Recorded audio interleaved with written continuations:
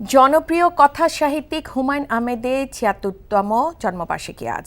নুহাশপল্লীতে শ্রদ্ধা ভালোবাসায় হুমায়ুন আহমেদের স্মরণে নানা কর্মসূচি পালন করেছেন তার স্বজনরা।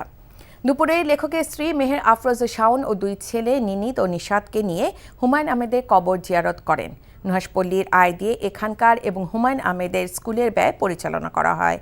আগামী ২-১ বছরের মধ্যে জাদুঘর নির্মাণের কাজ শুরু করার কথা জানান শাওন। এ সময় হুমায়ুন আহমেদের শুভানুধ্যায়ী ও ভক্তরা উপস্থিত ছিলেন। এর আগে গতরাতে নুহাশপল্লীতে মোমবাতি প্রজ্বলন করা হয়। পরে তাঁর সমাধিতে ফুল দিয়ে শ্রদ্ধা জানানোর পর কাটা হয় কেক।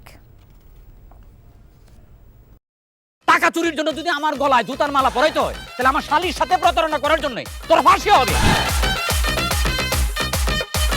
দুলা ভাই, আপনার তো ঘর জামাই বইলা একটা পরিচয় আছে, আমার তো তাও নাই।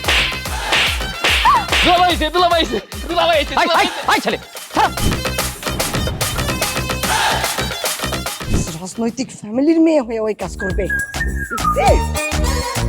যারে পাবো আরে পিটাবো, রক্তের নেশায় ধরছে, রক্তের নেশায়, কাঁচা রক্তের নেশায় ধরছে।